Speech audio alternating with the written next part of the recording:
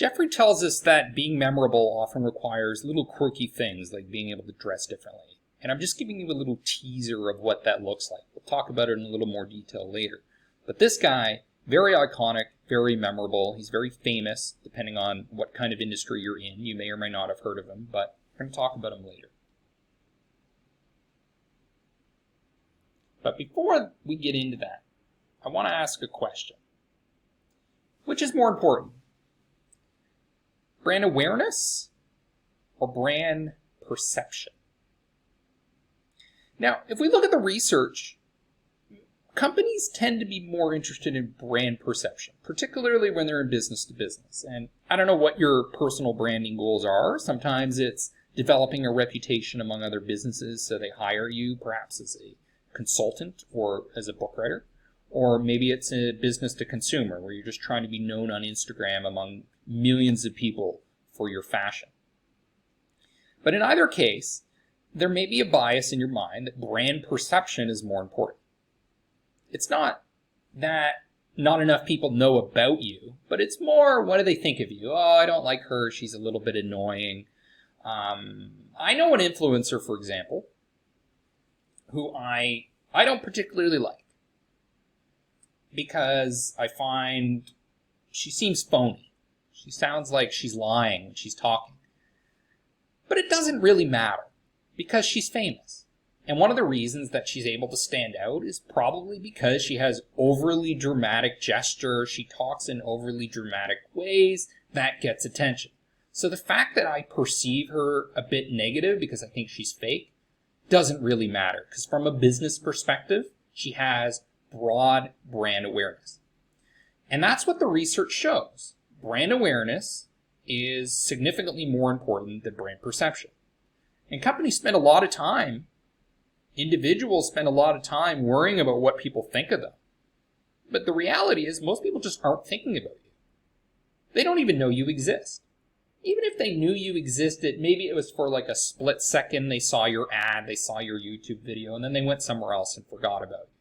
So when you're doing personal branding, because there's this spotlight effect, this is a known concept in business psychology that people tend to be very fixated on what they're doing, we're kind of deluded and we think people are thinking about us a lot more than they really are.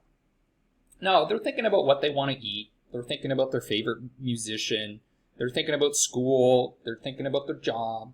They're really not spending much time at all thinking about you. In fact, they don't even remember you. So the most important thing really is just awareness. Are people even vaguely familiar with who you are? And even then, can they even connect you with what you want to be known for? Whether that's law or fashion or real estate, whatever it is. So your number one barrier is the awareness, not the perception. And I want to give you a little bit of example from my own personal experience. It shows that perception and awareness are not equal. I had a classmate, and he was kind of loud, a bit bold. Some people didn't like him because he talked too much. But there's one thing that's 100% certain about this guy, is that he wasn't forgettable.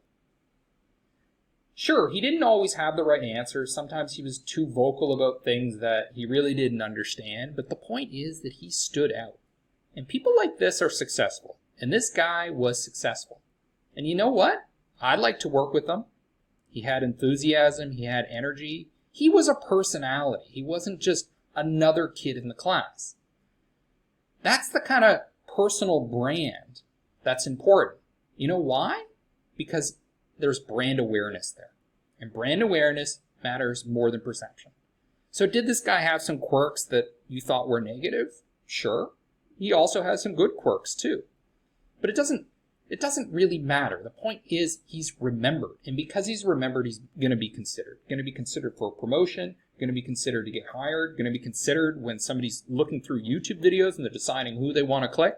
This is a memorable person, and that's what you want to be. And sometimes that requires taking a bit of a risk that your perception may be a bit negative. So what does Jeffrey Pfeffer tell us?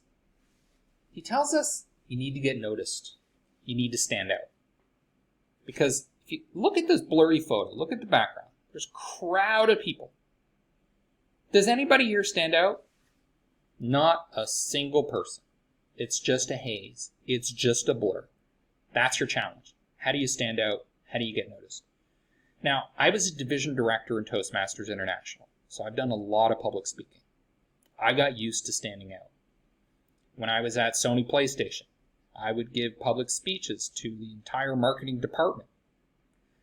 These are things that you can do to get noticed, because that's going to be one of the single biggest challenges. It's not how good your presentation was. Okay, you went up there, you were a bit nervous and you're worried about that, or you're worried that people aren't going to like what you said up there.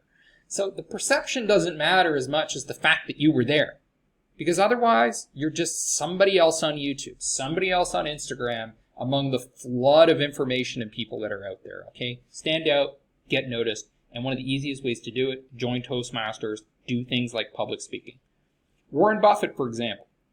Now, I don't know if this is true, but this is his PR pitch, is that the only credential that he has up on his wall in his office is from a public speaking course he did at Dale Carnegie. Now, Warren Buffett, he has an MBA from Columbia Business School, okay, one of the top business schools in the world, world-renowned especially for investing in finance.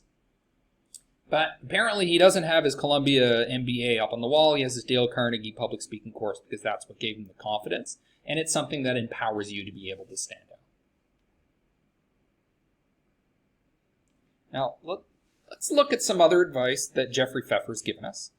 Another thing is you want to align yourself with powerful people. Okay, so he's talking about gaining power. Now, what I would say is that when you're trying to build a personal brand, align yourself with people and other brands that have a lot of influence, that have a lot of reach, that have a lot of people following them, that trust them.